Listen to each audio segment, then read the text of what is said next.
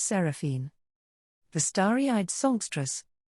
In Piltover, where anyone's dream can become everyone's progress, a star is born. As a child, Seraphine always loved music, especially her father's lullabies. The songs were beautiful, but sad. He'd brought them up to Piltover as he and Seraphine's mother, two lifelongs unites, sought a better life in the city of progress. Leaning out the window of their Hexacoustics workshop, where broken sound tech was made to play again, Seraphine sang along with the streets. The shanties of the sun gates, the whistling of apprentices, even the melody of conversation, in a bustling city like Piltover, she was never alone. Over time, Seraphine realized she could sense songs too private, too personal, for any ordinary person to hear. And as she grew, so did the intensity of her gifts. She heard every person's soul, loving or cruel, turning the streets she'd once loved into an overwhelming cacophony of conflicting desires. How could she make sense of the voices if none of them harmonized?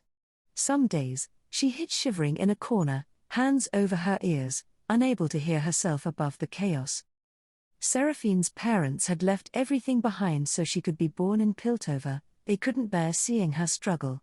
Scraping together their savings to purchase a shard of a rare hextech crystal, they crafted a device that dampened her magical hearing. For the first time in years, there was silence.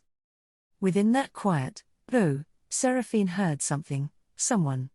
The crystal had a consciousness, born of brack-earned blood. Though hard to hear, and harder to comprehend, the voice was kind. In a hymn of distant deserts and ancient conflicts of ancestors, 1,000 years of history sang in unison. Seraphine, awed, asked for guidance. Overwhelmed by the yearnings around her, she worried she may have no song of her own. What if she was merely the voices of others? We are all forged through others' voices, the presence sang back. And slowly, she learned to manage the noise. The voice rarely spoke clearly, but Seraphine felt its influence as it helped her understand how to resonate with a crowd, to sing with them, using her dampener less each day. The first time she performed in front of an audience, testing her skills, she was nervous beyond words. But she kept singing, and the crowd swelled. Soon, the biggest venues in Piltover had Seraphine's fans spilling into the streets. Still, something was missing, in the crowds, and in herself. She resolved to seek perspective in the city her parents had worked so hard to leave, Zaun. The first time she rode the clanging lift down, Seraphine felt somehow at home but still a stranger. In Zaun, she heard refrains of resilience and ambition much like above, yet with a thrum of freedom that was all their own. But as she spent more time below, she also sensed pain. Fear of the Chem barons who controlled every opportunity. Hatred of the spoiled, arrogant Pilties above. There was so much discord. She began to perform, and listen to these new crowds, their hearts singing their struggles. The two cities were divided by more than simple misunderstanding. She wanted to mend, to unite. But she kept hearing the same refrain, "It's not that simple in Zaun." Eventually, Piltover started to feel less like home. Her hextech crystal had sung an elegy of what hatred left unchecked could accomplish. Seraphine couldn't let that happen to the cities she loved.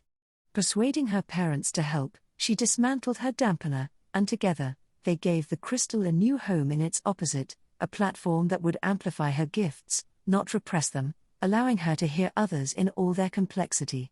Seraphine hoped the crystal's voice would be among them. She rode this platform down as a stage of sorts, stepping out onto the entrezel between Piltover and Zaun. As the crowds gathered and the lights dazzled, she heard citizens from both worlds, mingled together to hear her. This was a new song. Not just understanding, unity. It wasn't perfect. It might never be. But her voice mattered. And so, Seraphine realized, maybe she could help others find their voice, too. Seraphine has become the premier star in both Piltover and Zaun. Empowered by her gifts and her hextech, she amplifies the voices of all with a fresh force of optimism, because to her, everyone deserves to be heard, especially those who are struggling. They inspire her, and she will do her best to inspire them in return.